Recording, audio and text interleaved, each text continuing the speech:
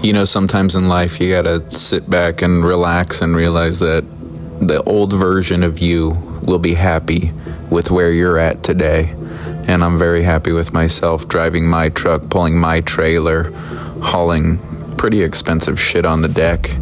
I've got my girlfriend driving her truck, and we're just out here doing it, doing our damn best thing, and we get to spend time together on the road. All right, so the last time I was here in Rafine, I videoed this truck. It has since had its mirrors taken. It was already missing the hood. I think the fairing got taken, and maybe there was a visor on it. Sucks. Now it's just scrap. People grabbing what they can. Soon it's gonna be on jacks, and somebody gonna be stealing them rims and tires, or that DPF filter system. It's a shame. It's a good looking truck at one time. But we're here in Rafine. Loaded up yesterday with some roofing materials, which we have hauled back to back. Not the same roofing materials, but rubber roofing materials that they redo, like commercial roofs on Walmarts. And look at that big house. And another one down there.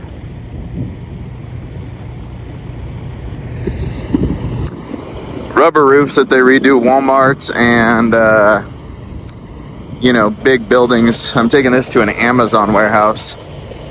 Running flammable 3 again because the glue and adhesives. And it's beautiful and green here in Rafine. Last time I was here, I feel like these were filled with water. That one definitely still has water in it. We're parked up there. We're walking Kona. She's pretty good off leash now. Last time I was walking her, we were on leash. Hey! But I do have a, it's a shock collar, but it's got vibrate, it's got beep, beep, beep. And she listens so well since we've trained her with this.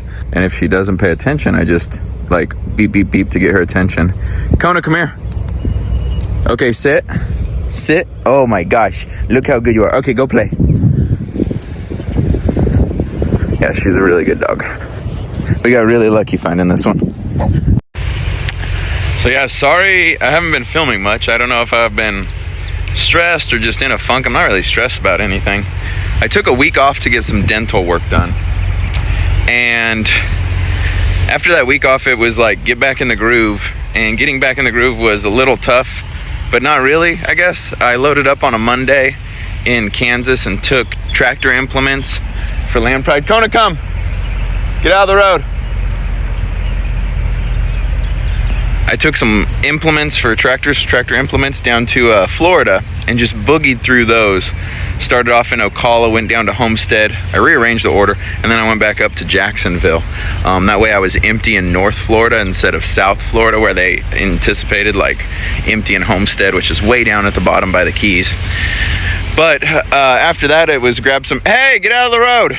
Get out the fucking road. So after the Florida load with tractor implements, I grabbed some ingots, or SAWs, S-A-W-S, which I filmed a little bit of. Took those from South Carolina to Kentucky.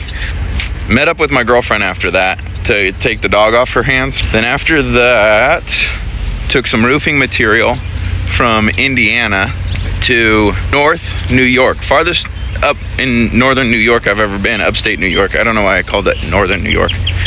Farthest up in upstate New York I've ever been. I've never been above Buffalo, so I got to go by Rochester and Syracuse and straight up to Watertown.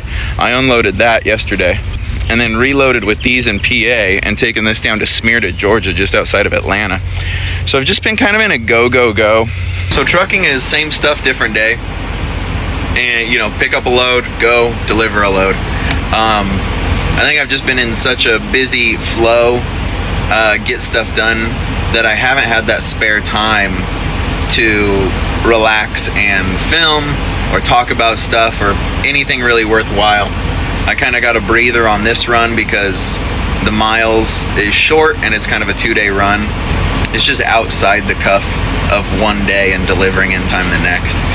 So do my best to film more. It's not like I got a huge following, but I think I'm pretty darn entertaining. I'm an influencer.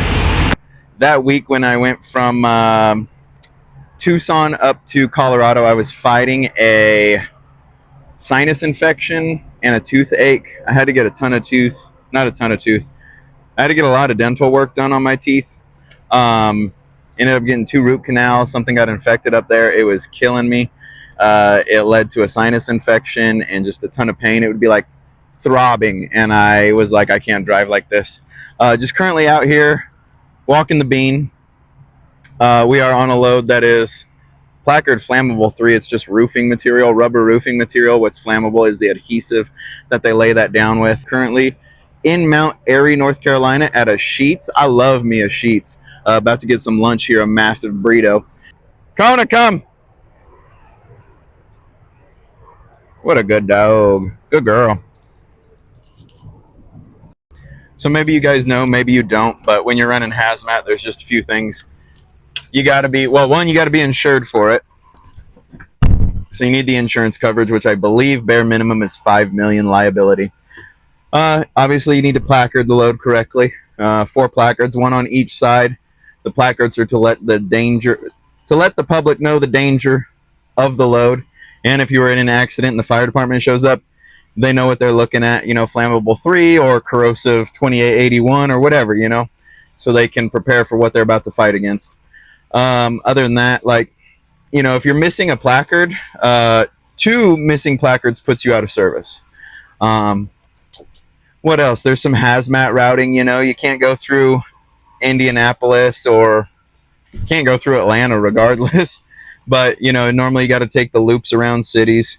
So Indianapolis loop, I think, what's that, the 470? You know, stuff like that you got to be aware of when you're running hazmat. But other than that, a few permits here and there, depending on the state. Like West Virginia requires a certain permit. Idaho requires a hazmat permit. You just got to be on top of it. Hazmat, I used to do hazmat all the time with dry van. Less frequent now with flatbed, to be honest. A lot less frequent. But, which is crazy. I don't know. I thought I'd be doing more oil field hazmat totes and stuff like that. But whatever pays the bills. I got the quesarito. It's huge. Cheese wrap, bunch of steak. Milkshake. Sheets for the win.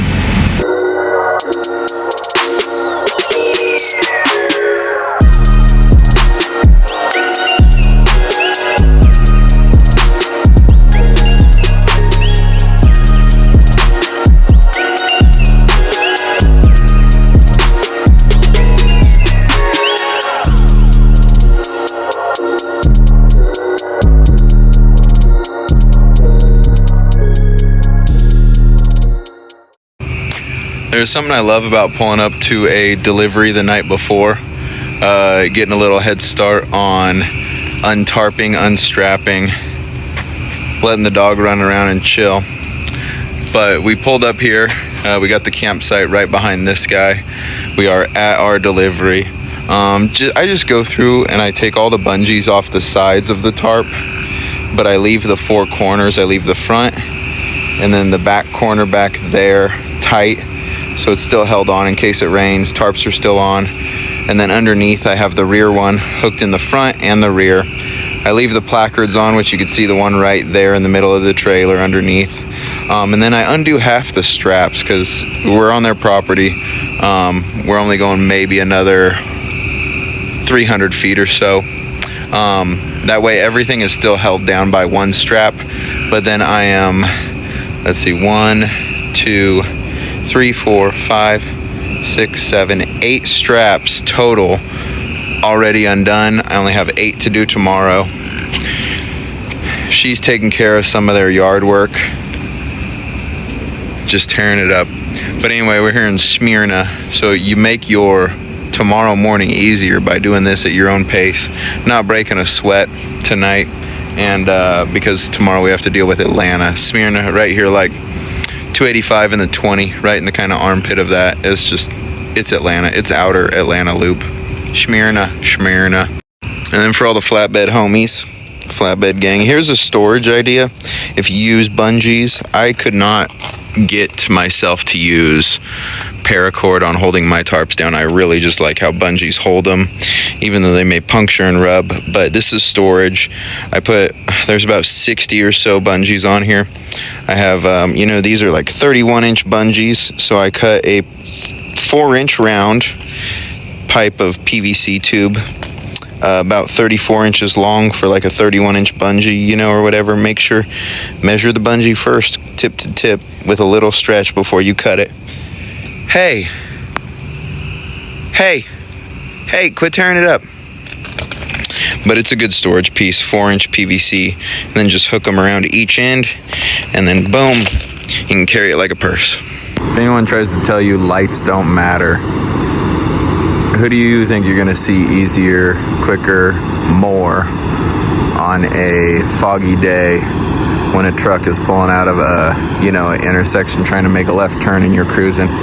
You're gonna see all them lights, you know, coming across. It's gonna make a big difference as far as safety, so be seen. So obviously the more lights you have, cooler you look, but there's also a safety factor to it, you know. The brighter LED tail lights, they're gonna get noticed when they're being used as a turn signal a lot more often than the dull red ones. That's gonna help as far as safety, you know, out on the roads when you need to change lanes with a car that's like right there on the tail in the other lane. I specifically have clear lenses for that reason, because they're clear, and then that in the middle of the day, the rear of that trailer lights up for a turn signal. It catches their attention going from clear to red more than red to red. So as an owner operator, you kind of get to like pick things like that. I think it makes a huge difference as far as safety. But anyway, time to put this little one back in the truck. I think she's done tearing up the land, and we're gonna get some sleep for early unload.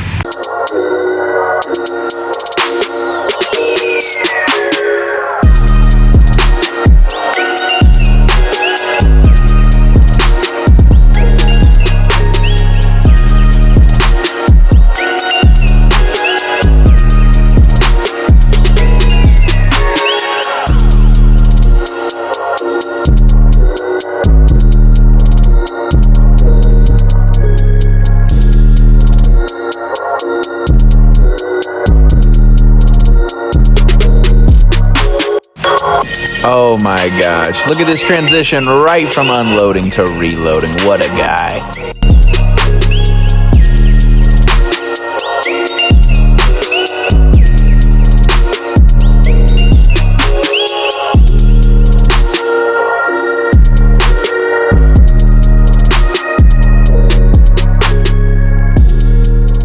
All right, we got our next load after that unload.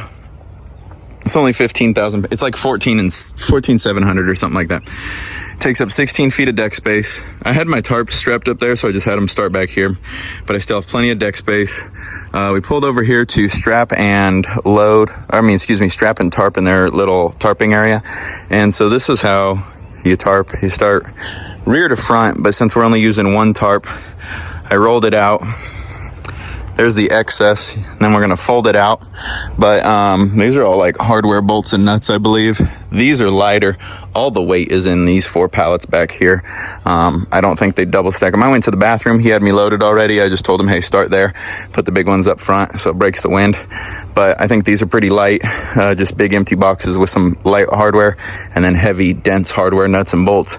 So we threw some edge protectors because all the cardboard. Time to tarp it. Well, after sweating our ass off and tarping that last load outside of Atlanta, we went up to Cedar Rapids, Iowa with it. And unfortunately, our air conditioner took a crap on us. We had to spend $1,800 and get that fixed. But that tarped load went to a job site. That hardware went to a job site. Fucking hate a job site.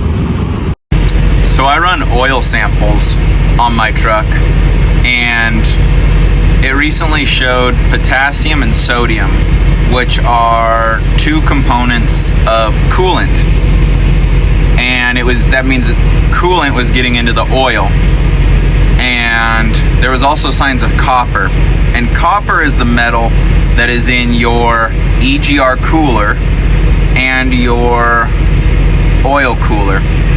So with trace amounts of copper, there's suspect of a failed oil cooler or EGR cooler. And then with sodium and potassium showing up, we'd be looking at coolant getting into the oil. So I took off the EGR hot tube over here. This is the hot tube.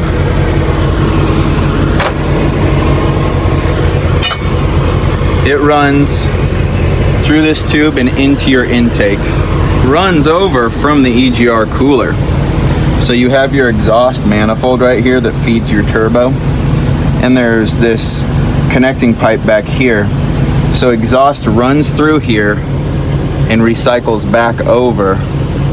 And your EGR opens and closes to let exhaust through here and then back into the intake.